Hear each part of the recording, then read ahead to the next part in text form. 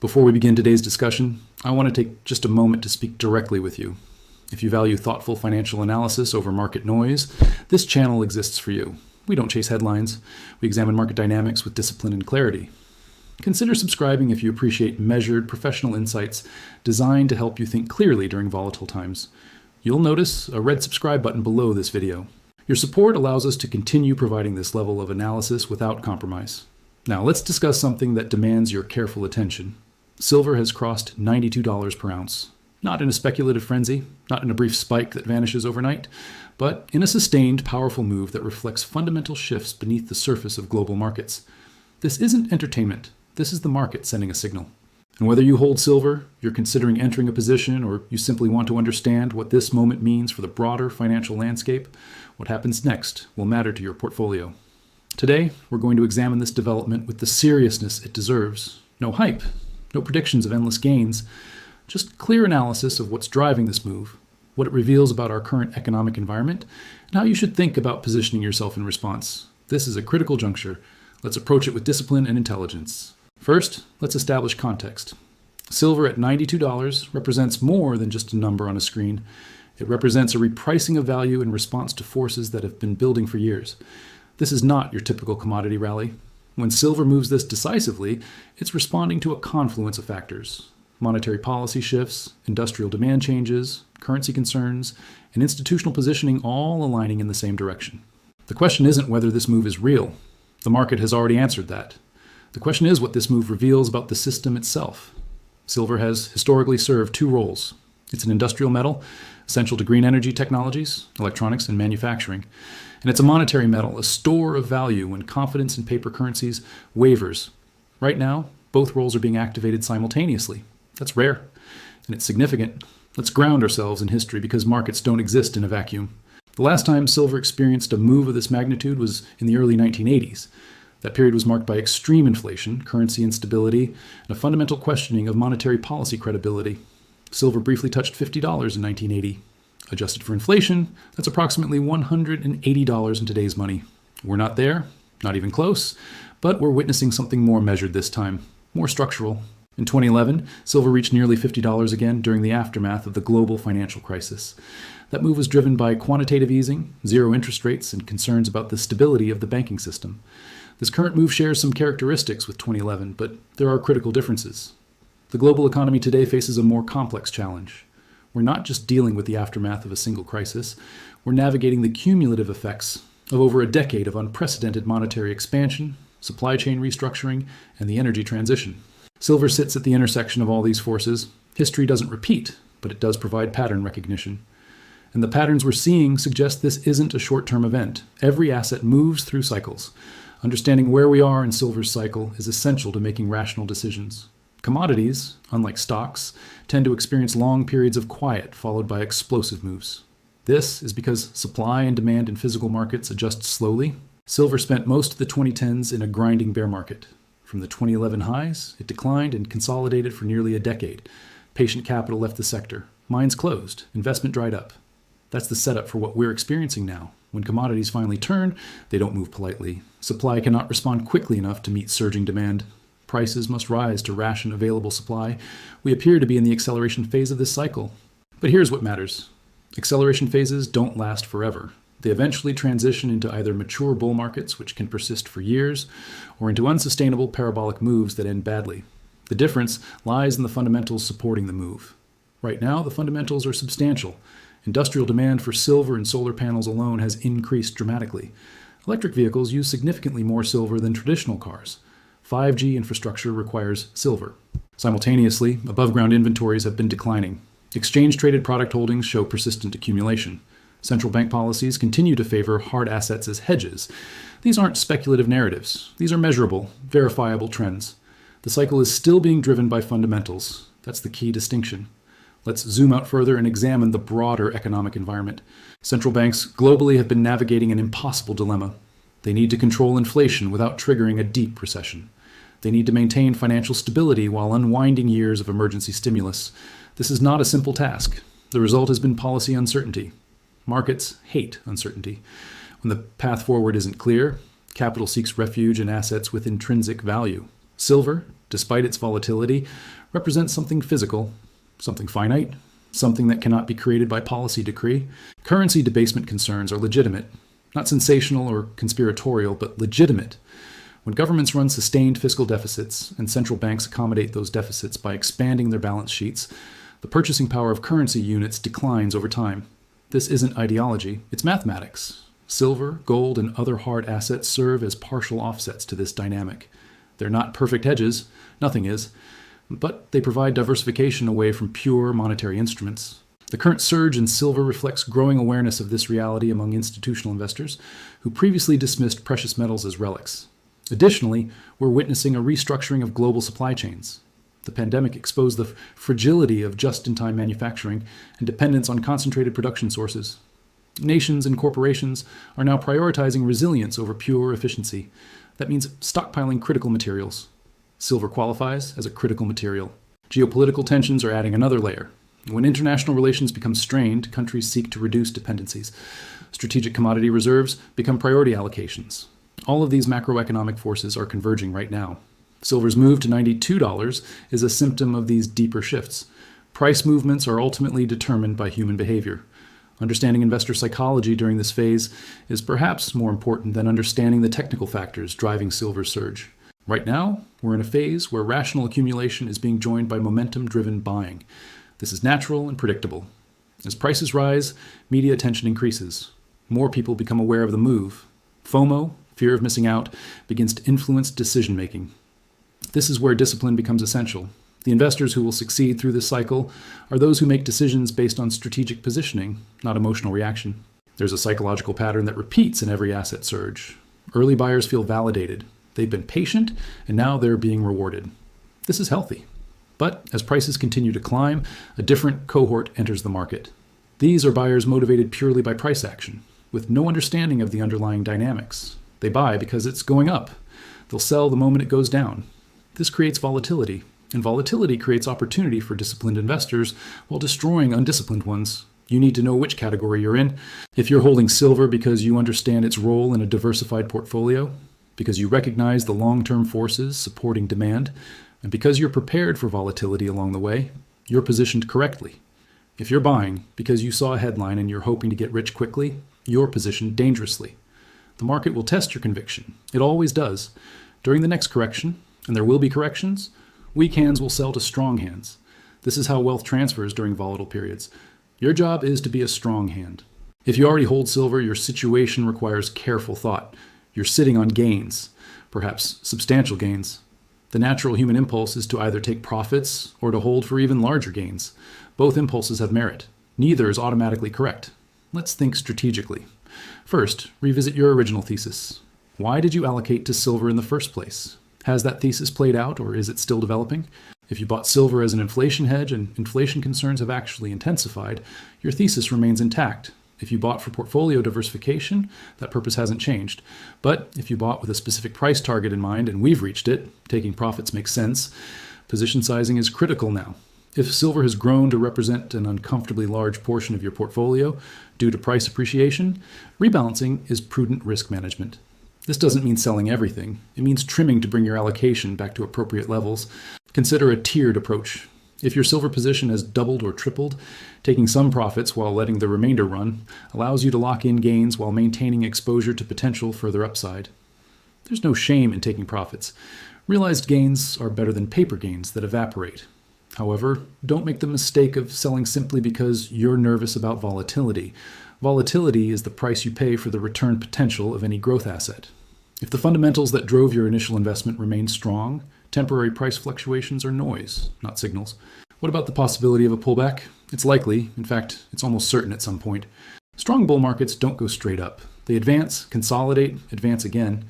Each consolidation shakes out weak holders and provides stronger investors with better entry points. If you believe in the long-term thesis, use pullbacks as opportunities to add to positions, not as reasons to abandon them entirely. But here's the most important point. Make these decisions before emotion takes over. Right now, while prices are elevated but stable, is the time to write down your plan. At what point do you take partial profits? At what level of drawdown do you add to your position? What percentage of your portfolio will you allow silver to reach before mandatory rebalancing? Answer these questions now, not in the heat of a correction, not in the euphoria of a parabolic spike. Discipline means having a plan and following it regardless of how you feel in the moment. If you don't currently hold silver but you're considering entering a position, your evaluation requires different considerations. The first question is simple. Are you late? The honest answer is nuanced. You've missed the early stages of this move. Silver has already appreciated significantly from its lows. That's obvious. But late to the trade doesn't necessarily mean late to the cycle. If we're in the early to middle stages of a structural bull market in commodities, there may be substantial upside remaining. But you need to accept that your entry point carries more risk than earlier entries. You're not buying at a price that gives you enormous margin of safety. You're buying into momentum. That's not inherently wrong, but it requires understanding the trade-offs. Here's what you should not do. Chase the market with a large, concentrated bet. If you're convinced that silver deserves a place in your portfolio, begin building a position gradually. Use dollar cost averaging over several months to establish your allocation. This accomplishes two things. It prevents you from putting all your capital in at a potential local top, and it forces discipline through the volatility that will inevitably occur. Consider starting with a modest allocation, perhaps 3 to 5% of your overall portfolio. This gives you meaningful exposure without creating catastrophic risk if you're wrong about timing. Think about your vehicles carefully. Physical silver, silver mining stocks, and silver ETFs all provide exposure, but they behave differently. Physical silver is pure commodity exposure. It moves with the silver price, period. No company risk, no management risk, but it requires storage and insurance. Silver mining stocks offer leveraged exposure. When silver rises, profitable miners rise more, but they carry operational risks, political risks, and management risks that pure commodity exposure doesn't. Silver ETFs provide convenient liquid exposure without storage concerns. But they're paper claims on silver, not physical metal, and carry counterparty risk. Each approach has merits. A blended approach might serve you best. Perhaps most importantly, check your motivation. Are you investing or speculating? Investing means allocating capital based on long-term fundamentals with acceptance of short-term volatility. Speculating means making short-term directional bets in hopes of quick profits. There's a place for both in a well-managed portfolio, but you must be honest about what you're doing. If you're speculating, position size must be smaller and your exit plan must be clear. If you're investing, you need conviction strong enough to weather significant drawdowns. Don't confuse the two. Don't speculate with capital you need for long-term goals. Don't invest with such leverage that normal volatility can force you out of positions. Clarity of purpose is everything. Silver doesn't exist in isolation. It's one component of a comprehensive financial strategy. Let's talk about how this fits into your overall portfolio architecture. Traditional portfolio theory suggests heavy allocations to stocks and bonds with minimal exposure to alternatives. For decades, this worked well, but we're in a different environment now. Correlations have shifted. Traditional diversification may not provide the protection it once did. Hard assets, commodities, precious metals, real estate have historically provided negative or low correlation to financial assets. This makes them valuable diversifiers. Silver specifically offers characteristics that other diversifiers don't. It's more volatile than gold, which means higher risk but also higher potential return. It has industrial applications that gold largely lacks. A balanced portfolio might include both. Gold is the stability anchor, silver as the higher beta complement. But balance is the key word. No single asset should dominate your portfolio unless you're an expert in that specific domain and you're comfortable with concentrated risk. For most investors, single asset allocations exceeding 10 to 15% create unnecessary vulnerability. The goal isn't to maximize return on silver. The goal is to optimize overall portfolio returns while managing risk across multiple scenarios. Silver performs well in certain environments, inflationary periods, currency crises, periods of financial system stress, and during economic expansions driven by industrial demand. It performs poorly in deflationary depressions and in periods of extreme risk aversion, when even hard assets are sold for cash. Understanding these dynamics helps you construct a portfolio that can weather various possible futures, not just the one you think is most likely. This is the essence of robust portfolio design. Let's be direct about the behavioral errors that destroy wealth during volatile periods. These mistakes are predictable. They happen in every cycle. You can avoid them if you're aware and disciplined. The biggest destroyer of wealth isn't market volatility. It's your own emotional response to volatility. When prices surge, euphoria makes you want to buy more at the top. When prices crash, fear makes you want to sell at the bottom. This pattern is universal and destructive. Using excessive leverage or margin to amplify your silver exposure is gambling, not investing. Yes, leverage magnifies gains during the upside, but it also magnifies losses and can force liquidation at the worst possible time. If you can't hold a position through a 30 to 40% drawdown without facing forced liquidation, you're overleveraged. Reduce your position size until you can sleep at night during volatility. Some investors become so fixated on one asset class that they neglect their overall financial plan.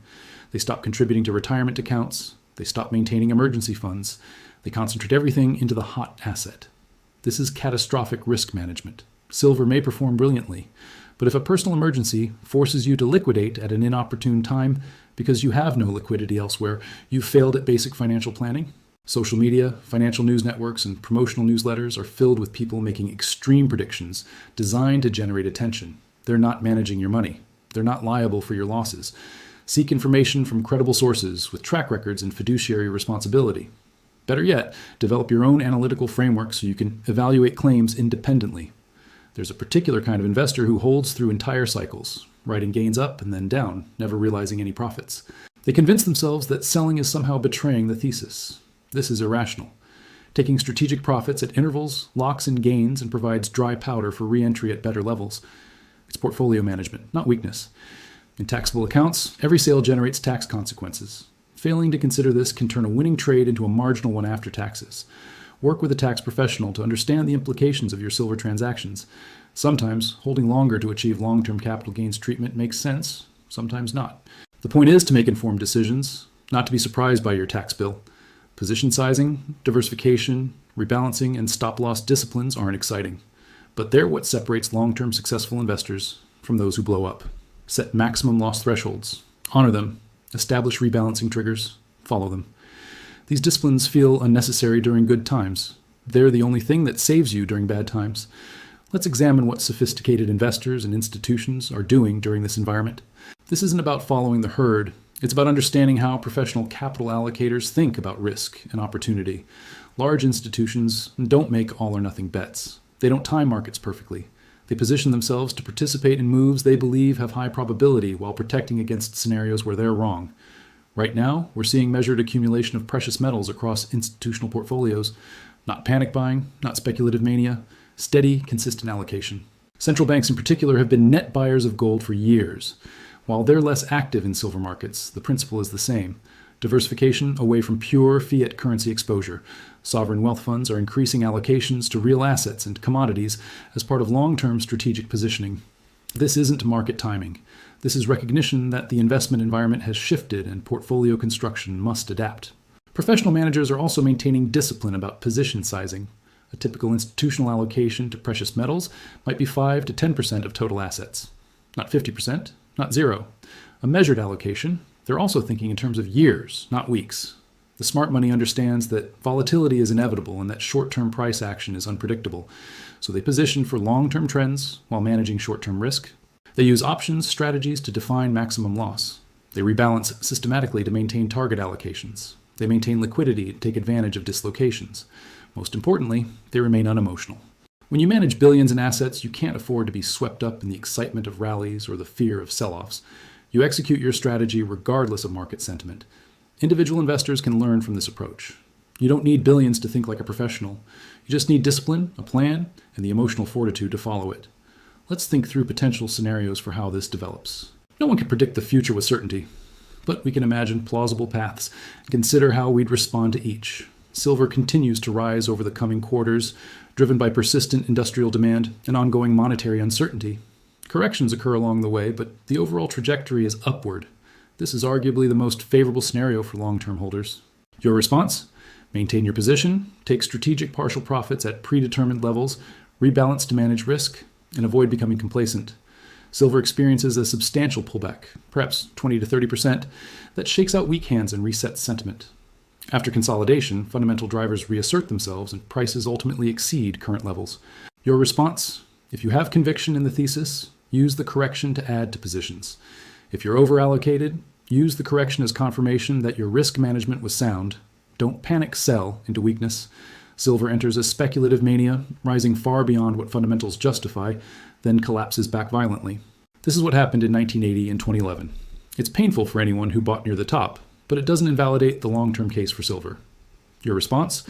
If you see signs of mania, media everywhere, taxi drivers giving you silver tips, everyone making fortunes, get defensive, take profits. Reduce exposure, wait for sanity to return. A severe economic downturn causes broad liquidation of all assets, including silver, as investors scramble for cash. Eventually, silver rebounds as monetary and fiscal stimulus flood the system. But the initial move is painful. Your response: this is why you maintain diversification and liquidity. If you have dry powder and conviction, crisis liquidation creates generational buying opportunities, but only if you're not forced to sell yourself. None of these scenarios is guaranteed. The actual path will likely include elements of several. The point isn't to predict which will occur. The point is to position yourself so that you can navigate any of them without catastrophic loss. This is what risk management actually means. Let's talk about something that doesn't get discussed enough: patience. Markets reward patience more reliably than they reward cleverness. The investors who compound wealth over decades aren't market timers. They're not traders jumping in and out of positions. They're patient capital allocators who identify good opportunities, take appropriate positions, and then have the discipline to hold through volatility. This is harder than it sounds. Our brains are wired for action. When prices are moving dramatically, the urge to do something, anything, is overwhelming. But often, the right action is no action at all. If you've done your analysis, if you've sized your position appropriately, if you've set your risk parameters, then your job is to let the market work, constantly adjusting, constantly second-guessing, constantly trading in and out. This generates transaction costs and taxes, while rarely improving outcomes. There's a famous study showing that the investors who performed best in their retirement accounts were those who forgot they had the accounts. They never traded, never adjusted, just held. This isn't a recommendation to be passive or negligent. It's a reminder that activity is not the same as productivity. Sometimes the most productive thing you can do is nothing. Let your investments breathe. Give your thesis time to play out. Be patient with the process. This doesn't mean being stubborn when you're wrong. If the fundamental thesis breaks, you should exit. But temporary price volatility is not thesis invalidation. Learn to distinguish between noise and signal. Patience, combined with periodic rebalancing discipline, is one of the most powerful tools in your arsenal. We've covered substantial ground today. Let's bring it together into a framework you can use going forward. Silver at $92 is a significant market development. It reflects real economic forces and represents both opportunity and risk. Your response should be measured, strategic, and aligned with your overall financial goals. If you hold silver, revisit your thesis regularly, take strategic profits if appropriate, maintain diversification. Don't let a winning position turn into a catastrophic concentration. If you're considering entering, do so gradually with appropriate position sizing. Don't chase. Don't speculate with capital you can't afford to lose. Build conviction through research, not through FOMO. Regardless of your position, focus on what you can control: your process, your discipline, your risk management, your emotional regulation. You cannot control what silver does tomorrow or next month. You can control how you respond to what it does. That's where your power lies. The markets will continue to be volatile. Economic uncertainty will persist. New headlines will create new waves of fear and greed. Your job is to remain centered, analytical, and disciplined through all of it. This isn't just about silver. This is about developing the mindset and habits that will serve you across all your investments for the rest of your life. Successful investing isn't about making one perfect trade. It's about making consistently good decisions over long periods while avoiding catastrophic mistakes. It's about building wealth slowly and protecting it carefully. It's about understanding that patience and discipline compound just like returns do. Silver's surge to $92 will eventually be followed by other developments, other opportunities, other risks. The specific asset will change, but the principles won't. Stay informed, but not obsessed. Stay positioned, but not overextended. Stay confident, but not arrogant. And remember that the goal isn't to maximize every possible gain. The goal is to build durable, sustainable wealth that serves your life's actual needs and goals. Markets exist to serve you. You don't exist to serve markets. Keep that perspective, and you'll navigate whatever comes next with clarity and confidence. Thank you for your time and attention today. This kind of serious, thoughtful analysis requires both of us to slow down and think carefully rather than react impulsively. If you found value in this discussion, consider sharing it with someone who might benefit from this perspective. And remember, that red subscribe button supports our ability to continue providing this level of analysis. Stay disciplined, stay informed, and above all, stay focused on what truly matters in your financial life. Until next time,